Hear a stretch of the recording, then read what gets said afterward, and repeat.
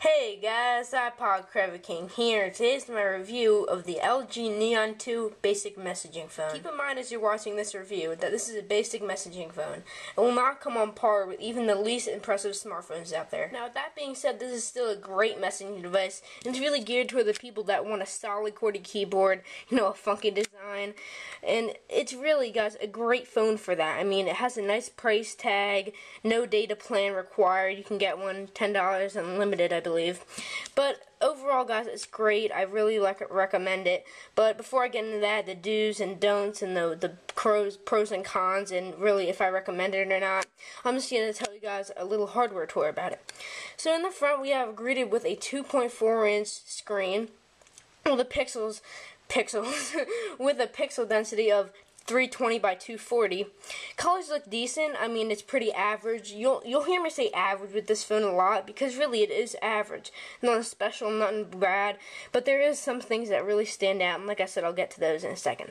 So a 2.4-inch screen with a, like I said, resolution 320 by 240. Colors look decent, like I said, and the pixels, you can see the pixels. Obviously, it's a feature phone, but don't get me wrong. The screen looks pretty nice. I mean, you're obviously, like I said, gonna see pixels, but for a feature phone, it's definitely more than enough and great. So here we have our two capacitive resistive touch buttons. While they do need pressure to touch them, they're certainly not bad. Definitely more than acceptable for this device. Here we have our call key, we have our end key, we have our back key, we have our dial pad, which releases dial pad, which does have a touch screen, but only for the dial pad. So you're not going to be able to go through the interface with the touch. Like, you can't do anything like this or anything. So that's something to keep note about the touchscreen. But the touchscreen works really well. It is resistive, but that's not to say that it's bad. It's a really nice touchscreen. Overall impressed. So here's a joystick. Well, that's what I like about these phones. They have joysticks, and it's a really nice, intuitive way to go through the operating system of the device.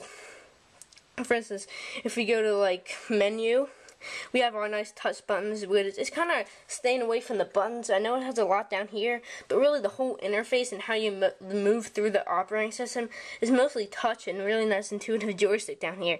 As you can see, it lights up, which is pretty cool, very unique, and this is a really nice device. I mean, holding it's great. So that's about it with the front. We have our speaker down here and our AT&T logo. Here on the side, we have our headphone jack, up and down key. That's about it on here. Here on the bottom, I think that's a microphone. Here on the side, we have our camera button, and then as well as our multitasking button. It's not really multitasking.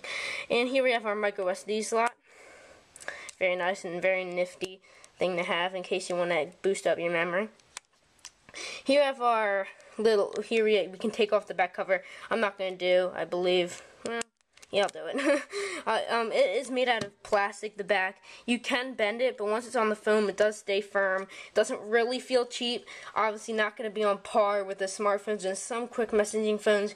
But really, guys, once it's on there, it's not coming off. The build quality is decent. It's average. Like I said, you may hear me use that word a lot. It is average. Here we have our 2-megapixel camera and our rear view mirror. The quality of the camera is decent. Like I said, it is about expected for a 2-megapixel camera, but it's more than enough, definitely more than enough for just sending and receiving pictures. I mean, it's great for that, and plus, it's a lot, actually more than that. Take pictures and show it to your family and friends. Rear view mirror, I don't know if you can see me. Nope, you can't, it's too small. And that's about it. Now, rather than giving you a little dimension, tell you how thin or thick it is, I'm just going to compare it to something you may be familiar with, an iPod Touch. So here it is, right here. That's how thin. Obviously, definitely not one of the thinnest devices out there compared to something like an iPod Touch, but, you can't really compare it to that. Here we have, just give you a little. So obviously it's not one of the thinnest, but it's definitely not one of the thickest. So that's a hardware tour. Now here we have the OS. The OS, like I said, it's pretty standard, nothing too special, but I really do like this. I mean, it's not completely like the same. It's a little bit different, and the joystick really makes it a nice and intuitive way to go through the operating system. Here we have our 4x3, 12 little icons you can go to. We have My Stuff, AT&T Music, My Stuff, AT&T Music, Settings, YP Mobile, Address Book, AT&T GPS, Mobile Web, App Center, Online Locker, Social Net, and Messaging, of course, and mobile email. Now, I'm sorry I can't really get into the, internet stuff, mobile email. I can get into AT&T Music. I can't really get into YP Mobile. I can't get into that in the mobile web because this does not require a data plan. One thing that I agree about feature phones, but the web browsing experience on feature phone as well as this device is mediocre. Not great, really, that much. The speeds are decent, not that amazing. Like I said, feature phone, you can't really complain, but well, it's decent. I'll jump right into this email client here. It does support Yahoo, AOL, and Gmail.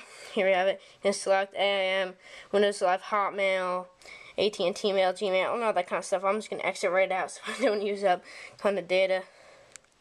Here we go. Okay, there we go. So we have our email messaging. I'll get into that later. Social net, like I said, it's basically a social net. Nothing really too special. Mobile web, it's internet, guys. Like I said, nothing too great. It's a feature phone. What do you expect? It's not going to be great at all. Online locker. One of this.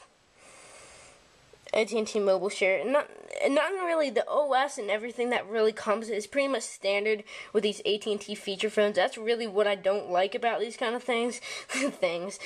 This kind of devices. It is nice. I mean, the thing, like the whole overall solid as far as performance and specific things like camera, build quality, screen resolution, all that kind of stuff. They do differ, but the whole actual OS is pretty much the same for these low-end devices. AT&T Music is AT&T Music player. It's not load up. Oh, yep, it is. But here we have "Burning in the Sky" by Linkin Park. We have all these kind of cool songs and little audio.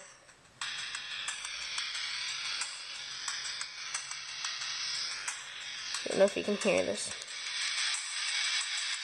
I didn't care.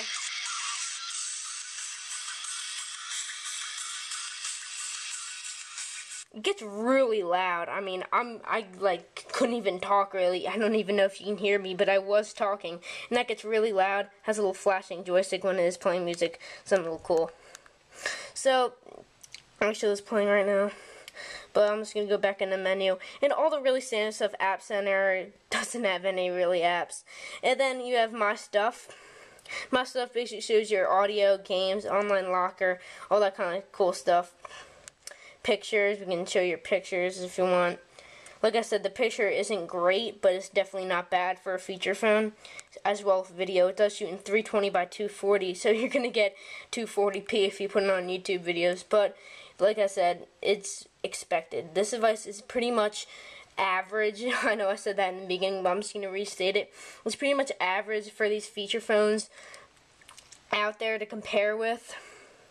I'm just going to exit out of this, but it does have some unique features like the messaging. Now guys, the keyboard in this is really nice. I love the keyboard. There are some complaints, but it has a really snappy feel to it. I mean, you press about this much and it automatically goes up.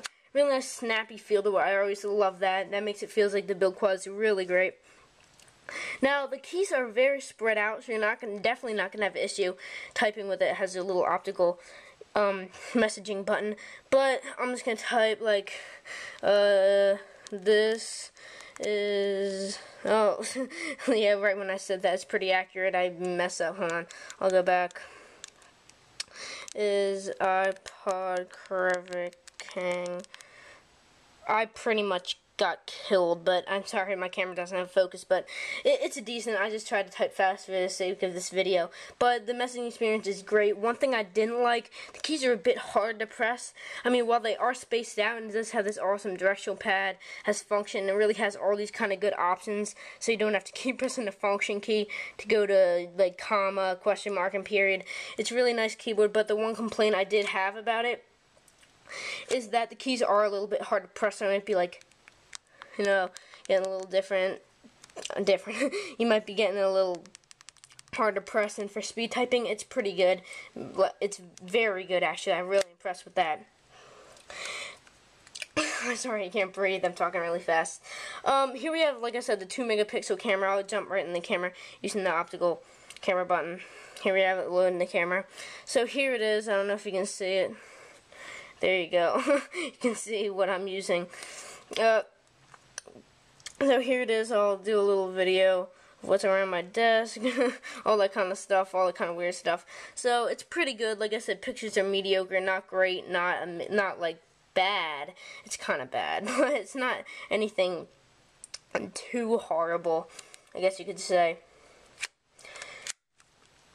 Now it comes down to call quality.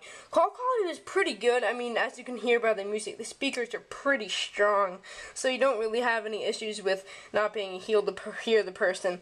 But one thing I can't tell you is how the call quality sound. Will it crackle? Because that really just depends on AT&T's coverage, whether they have good service for you or not.